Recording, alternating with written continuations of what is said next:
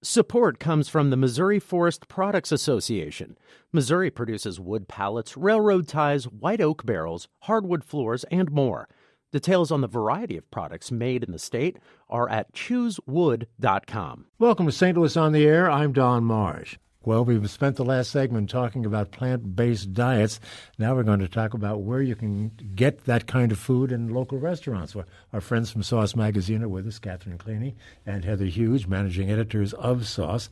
I'll start with you, Catherine. What do you think about this whole vegan thing, the plant-based diets? Sure. Well, it's actually very interesting. So my boyfriend has eaten a whole food plant-based diet since we've been together. He's eaten that way for about 5 or 6 years now. And he introduced me to this concept. So a lot of what they were saying really resonates with a lot of conversations that he and I have had. And so I've definitely gotten much more interested and intrigued on restaurants that serve that type of food, or at least vegan food in St. Louis, because we dine there a lot, and cooking that way at home too. So it's definitely been a perspective shift for me in the last 3 years or so. Heather, are restaurants making the adjustment? I mean, this whole trend, and it's more than a trend now. It's certainly Absolutely. not a fad, but it's increased by 600% over the last couple of years. Are restaurants making the adjustment? I think so. We were talking in the office before this. I think any restaurant you go to at this point is going to be more sensitive to dietary restrictions. So that means, first and foremost, that they're going to have vegetarian options for you. You can just ask if you don't see it on the menu. I think people are more willing to adjust. But also, I think, especially at the higher end of like fine dining concepts, there is a huge movement this way. We've talked about Vicia many times before, and they're not a vegetarian or a vegan restaurant, but they are moving to put plants in the forefront. So using meat, not getting rid of it completely, but using it more as a condiment than as the main show, trying to create entrees that don't demand 2 pounds of meat on a plate or whatever. And also cooking in healthier ways. I remember I talked to one of the sous chefs at Vicia, Patrick Siebold, when we were doing our Ones to Watch article, which we have every January. And he was talking about working for some incredible places, Gramercy Tavern and Chez Panisse. And he was saying part of the reason he's attracted to those places is that the way that they cook is just healthier in a way that isn't shoving the message down people's throats. Like the classic things you learn in culinary schools are add so much fat, so much butter, so much cream to every sauce. And at these places, they're doing things like using purees to thicken sauces instead of cream, using squash purees in just like really smart ways to be healthier, but having the dish end up just as delicious, just as rich. I think that's what I really like about all of this stuff is I will never live in a world where cheese is evil. I won't do it. I can't believe that, and I won't live that way. But you could become a vegetarian, though, and still have cheese. Or meat. Okay. All of it. I love all of it. But I do, even in the past 5 or 10 years, I eat a lot less of it. I want plants to be 90% of what I eat, or maybe that's a high percentage for me. It's an aspiration. It is. But the point is that they can taste as good as the meat dishes. And I think it's especially in these restaurants like you're talking about, it's not about what you can't have. It's not about you can't have cream, you can't have butter, you can't have cheese. It's about look at how good this is by itself. Look at how good this vegetable is in and of itself because it was grown locally and it was grown without all these additives and pesticides and herbicides. And look at what we can do to make this vegetable as good as it is by itself. And that's not just, that's not meat or vegetables. It's eating less of better stuff in general. And meat substitutes. We talk about some of the burgers that people make that are made with beans, for instance. Yeah, well, and that's something that I've really seen. And I think this contributes a lot to that increase in veganism that you're talking about because the vegan substitutes, quite frankly, are just a lot better now. Yeah. I'm sure there's been a lot of talk about the Impossible Burger and the Beyond Burger. Now, those are definitely not the whole food plant-based burgers that they were talking about earlier, but they are vegan and they're made with products that are derived from plants. So they are a plant-based thing. They're not some weird bunch of chemicals and additives and things like that. But the Impossible Burger and the Beyond Burger, the Impossible Burger is the one that's available in restaurants, and the Beyond Burger is the one that's available retail at Whole Foods. And they grill. You can grill them on an actual flame grill. They'll fall apart. They will not fall apart, which is the problem I've always had with veggie burgers that I buy elsewhere. And they genuinely taste like beef. It is weird. It's weird, but really good. We're going to turn you around, Heather. Believe me. Okay. Well, I'm pro Impossible Burger for sure. Yeah. Okay. Well, anything else you want to add about the restaurants? I would just say there's nearly 30 restaurants in St. Louis now that serve majority vegetarian or vegan cuisine. Majority. Especially, there's a lot of places also that serve lots of vegan and vegetarian options. Lona's Little Eats has a lot of great choices. Bon Miso, Revel. Most places offer quality vegetarian or vegan options at this point, like Heather was saying. But the one thing I've learned, especially dining out in the last couple of years, is always ask. Most places, with a little advance notice, can easily modify dishes or make something awesome for you. We went to Farmhouse last year and gave them a heads up that we were coming in and could they do vegan. They made an entire 5-course vegan tasting menu, completely off menu, but they were excited about it. They were having fun with it.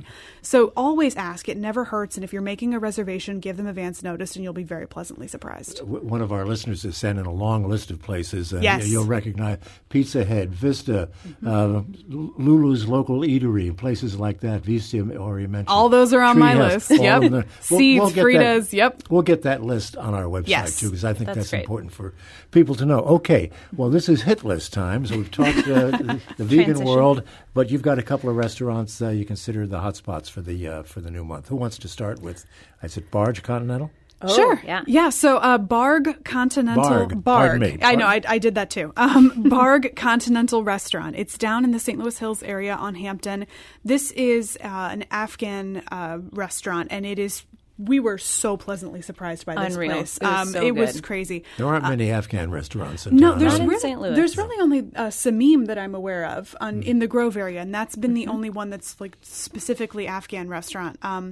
But this one, we were very pleasantly surprised. So we definitely don't miss some of the starters. There's something called a bolani, which is a traditional flatbread that's stuffed with mashed potatoes and scallions. It sounds very simple, but the seasoning is really what makes it. Sambosas are also great. That's sort of a cross Middle Eastern, South Asian dish where it's basically a piece of fried dough that's stuffed with things. In this case, it's samosa. Right. It's Afghan empanadas. Exactly. Every culture has one, and it's great. So on the menu it says this is something stuffed with things. Exactly. It's basically a pastry that's filled, in this case, with a spiced potato mixture and then fried. And whatever you get with either of those, make sure you get the cilantro chutney. It was So good. unreal. It was so good. If fresh and bright. Yeah, if you're looking for something a little heavier, the sultani, those lamb skewers, they're like lamb kebabs, but they were some of the most tender Honestly, kebabs I can't we've think ever of had. better meat that I've had in St. Louis. It was delicious. I don't know shockingly how good. they got the texture to be that tender. With kebabs, it's usually, or not usually, but it can lend itself to be quite dry and chewy. Yeah. Nice of you to make the point about the meat on our vegan program. Oh, it gets worse from here, don't worry. All right. So definitely, that's definitely one to check out. And the dumplings. Oh, I'm sorry, the dumplings. I forgot about the dumplings. The mantu, they're little, almost like a ravioli, Afghan ravioli, filled with ground beef and onions, and they have like a split pea sauce on top. They were fantastic as well. I think about them. Yeah. I know where you're going for lunch after. Yeah, for real. This Maypop coffee and garden shop sounds really, really interesting. It's great. That one is in Webster Groves. It's in an old brick house that they converted to a coffee shop on the inside. They have a little bar in there. Great coffee. They carry Blueprint, Big Heart tea, and then they also have snacks and baked goods from the living room in Maplewood, which we love. Get a scone. They're great. But it is also a garden shop. It's a little nursery with a beautiful giant greenhouse in the back. There's a little table you can sit at surrounded by flowers that you can also purchase. They have herbs, all sorts of stuff. It's just really adorable, really well done. A great place to hang out and grab a coffee. Or plant. It sounds delightful. Yeah. That sounds like a nice place to relax. Mm-hmm. And we go back to the beers, right? For Earthbound. No, actually, this is a cocktail bar by the Earthbound Brewery. Oh, it's a satellite. I see Earthbound now. Satellite. Satellite. Yes. Okay. So Earthbound Beer, as everyone may know, is a brewery on Cherokee Street. Makes really good beer. They have opened a cocktail bar in Soulard. And as you might expect, the drinks are still very good. It's inside Soulard Preservation Hall. When I tried to go, I literally walked by it 3 times. You might not notice it. It looks like an office building. There's no sign yet, but there's supposed to be one next week. Next week. Yeah. Okay, so that'll be a lot easier if you go after next week. But it's great. It's really simple, really short menu of cocktails that are delicious. I recommend the Shut Up and Dance. They all have fun names. That one's made with dark rum, mezcal, Fernet, lime juice. It's like really rich. It's almost black, and it's very like smoky, spicy. It's a really good drink. They have spritz specials. It's just sort of a low-key, really spare space. It sort of looks like an event space, but the little Earthbound touches, they put all of these space-themed illustrations on the bar, like on the bar front. It's really cute. I've been informed they're adding more space-themed murals to the space as well. That, so, yes. I think the space it wouldn't be benefit from Earthbound that. if it wasn't a little weird and wacky. Yeah. Catherine, do you have our last one, our Corner Street I food? do, yeah, Corner Street Foods. So if the idea of whole food plant-based dining is abhorrent to you, they do offer some really amazing cheeseburgers here. So the one that was completely over the top was the Mac 10. It is literally a half pound of beef with your standard lettuce, tomato, mayo, onion, as well as bacon and mac and cheese. So that's a completely off-topic conversation, I feel like, at this point. They do also offer, though, a really good vegetarian black bean patty. And that's what I think is really cool, is a place like that offers something that's crazy as that Mac 10 special will also offer a really good house-made veggie burger. And we really enjoyed that one as well. Save room for sides. They have a mango coleslaw, as well as funnel cake fries, which are exactly what you think they are. They are funnel cake in tiny fry form. They were delicious. That's it. Corner Street Food. So it's at the corner of Washington and Jefferson downtown here. Is it any wonder that so many Americans are overweight? Funnel cake fries. Yeah. You talk about this big slab of meat. I think that Karen Dugan and Dr. Loomis, who were just here, have probably pulled over to the side of the road. They're probably and coming back slapping to their forehead be coming back to yell at me right They're now. not listening. But no, I promise I've got a whole list of vegetarian and vegan options too, I swear. Well, we've got about a minute left. Not much time to go through that, but does anything jump out at you that you think people would be more interested in? I would say for a gateway restaurant, if you're really looking to try a vegan or option and you're nervous about it, try Lulu's Local Eatery on South Grand. They offer really approachable, recognizable things like burgers, falafel, tacos, a poke bowl.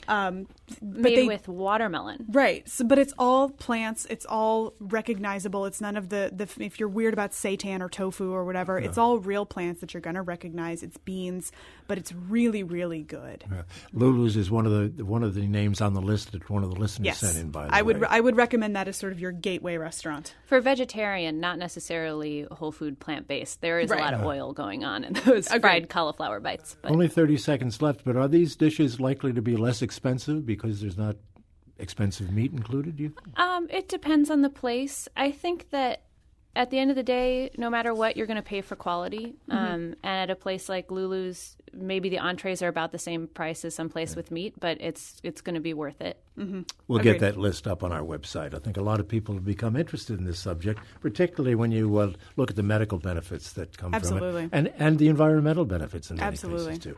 Heather Hughes, Catherine Klene, thank you so much for being with us. Always a great pleasure to talk to you guys. Thank you. Archive versions of past St. Louis On the Air programs available for download or podcast at stlpublicradio.org. St. Louis On the Air is a production of St. Louis Public Radio, 90.7 KWMU. Thank you for listening. I'm Don Marsh.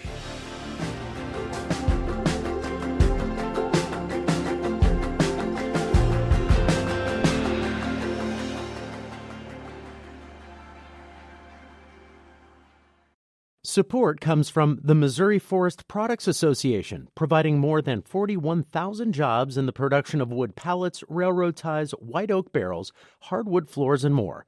Details at choosewood.com.